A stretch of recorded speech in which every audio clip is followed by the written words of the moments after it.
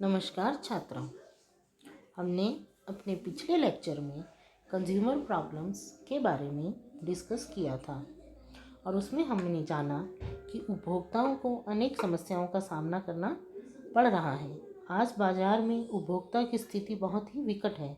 उसे धन व्यय करने के बाद भी उचित संतुष्टि नहीं मिल पा रही है और जिसके कारण उसकी रहन सहन का स्तर निम्न हो रहा है।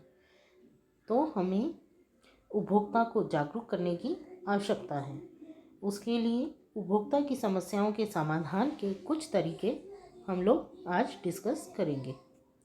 उसमें प्रथम है टू एजुकेट द कंज्यूमर, उपभोक्ता को शिक्षित करना, क्योंकि उपभोक्ता की एक सबसे बड़ी समस्या थी उसे उचित शिक्षा न प्राप्त होना और उसका अशिक्षित होना। उसके अलावा विभिन्न उत्पादों के बारे में उसको जानकारी ना प्राप्त होना। तो उसके समाधान के हेतु हमें सबसे पहले उपभोक्ता को शिक्षित करना होगा। यदि हम वास्तव में उपभोक्ताओं की समस्याओं का निदान करना चाहते हैं तो यह पहली अति आवश्यक एवं महत्वपूर्ण आवश्यकता है, उसे शिक्षित करने की, ताकि वह धोखा ना खाए और कोई उसे धोखा दे ना पाए। शिक्षा के अभाव में वह लेबल पर लिखी जानकारी को नहीं पढ़ सकता, विक्रेता द्वारा की गई छोटी छोटे फेरबदल को नहीं पहचान पाता और ना ही उसे वस्तु की समुचित जानकारी ही हो पाती है। वह विक्रेता विज्ञापन या दूसरों की बातों में आकर गलत वस्तु का चयन कर लेता है और बाद में पछताता है। उपभोक्ता को शिक्षित करने के लिए कई तरीके अपनाए जा सकते हैं। प्रौढ़ शिक्षा, अनौपचारिक शिक्षा के द्वारा उसे लिखना पढ़ना सिखाया जा सकता है। Poster, chart, radio, bulletin, slide, cinema, tape recorder, पत्र पत्रिकाएं, समाचार पत्र, विज्ञापन आदि के माध्यम से उचित पहचान करने की विधि को भी बताया जा सकता है। यह काम सूचना विभाग वाले कर सकते हैं। इसके अलावा एनएसएस में भी छात्राएं और छात्र अपने घर के आसपास कुछ लोगों को शिक्षित कर सकते हैं। जो शिक्षित लोग हैं वह भी अगर मन में ठान लें समाज के लिए हमें कुछ करना है, तो हर व्यक्ति अगर एक व्यक्ति को भी शिक्षित करता है तो यह समस्या काफ़ी हद तक दूर हो सकती है।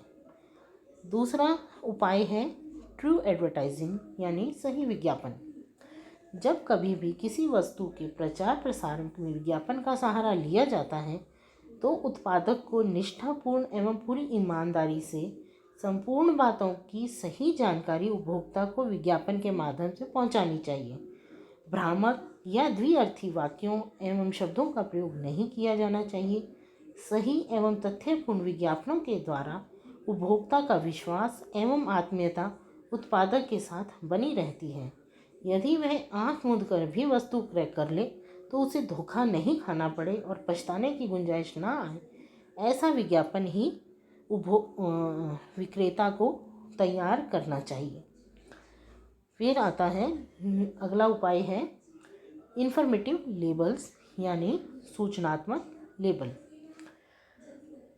वस्तुओं पर सूचनात्मक लेबल लगा हुआ होना चाहिए, अर्थात हर वस्तु पर एक लेबल लगा हुआ होना चाहिए। वह संपूर्ण उत्पादन के बारे में जानकारी देना चाहिए। जैसे लेबल पर साफ साफ लिखा होना चाहिए कि उस वस्तु की रख रखाव, सफाई धुलाई, संचयन, संरक्षण, उपयोग की विधि आदि के बारे में संक्षिप्त एवं पूर्ण सूचना सरल, स्पष्ट एवं प्रचलित भाषा में लिखी होनी चाहिए। कंपनी का नाम एवं पता भी लिखा होना चाहिए। लेबल को पढ़कर उपभोक्ता को सही वस्तु के चयन में निर्णय करना सरल हो जाता है। उसके अलावा वह किन किन वस्तुओं से बनी है, कब बनी है और कब तक उपयोग की जा सकती है की जानकारी भी दी जानी चाहिए।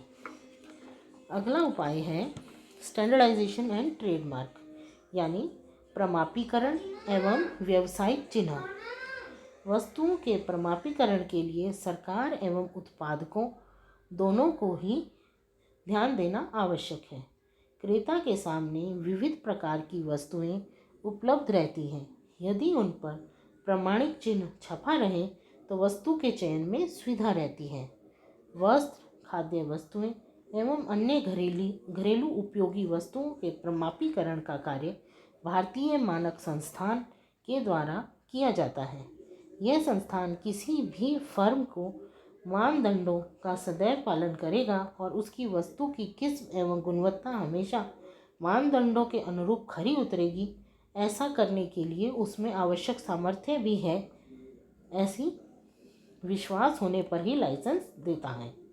यह संस्थान ISI मार्क देता है और समय समय पर वस्तुओं का परीक्षण भी करता है। गलत पाए जाने पर उत्पादक या निर्माता को कठोर दंड देना पड़ता है। इसके लाइसेंस को भी रद्द किया जा सकता है। विक्रेता प्रमापीकरण के चिन्ह का उपयोग करके अपना विक्रय बढ़ा सकता है। साथ ही क्रेता को भी वस्तु के चयन में सुविधा रहती है।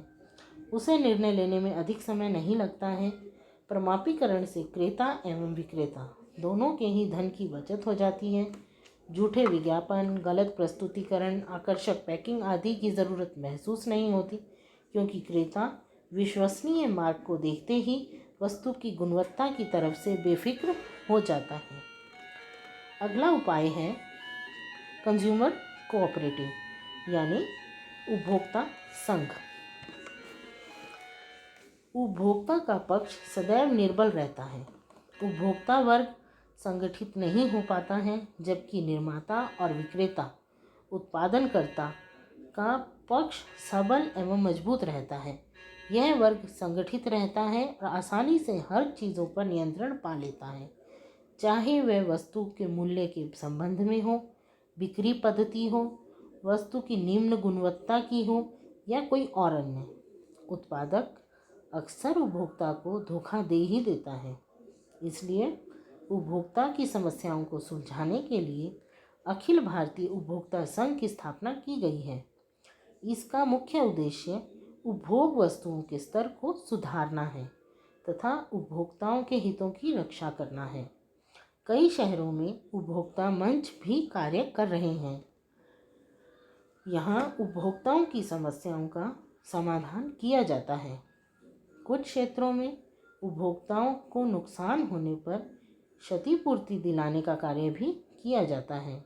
उपभोक्ता न्यायालय में उपभोक्ता की समस्याओं का निपटारा अतिशीघ्र किया जाता है, ताकि उपभोक्ता हतोत्साहित ना हो और उनका मनोबल नहीं टूटे। सरकार ने उपभोक्ता को उत्पादकों या विक्रेताओं के शोषण से बचाने के लिए विविध प्रकार के ठोस कदम उठाए हैं।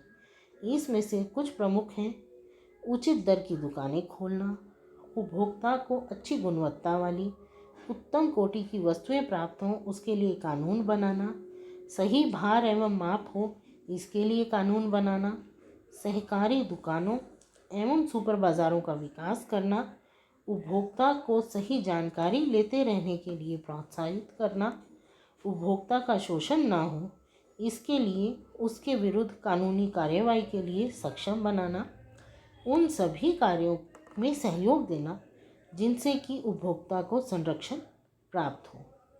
वस्तुओं का प्रमाणित बनाने के लिए ISI एवं एग मार्क की चिन्हों को आरक्षित करने हेतु आवश्यक कार्यवाही करना।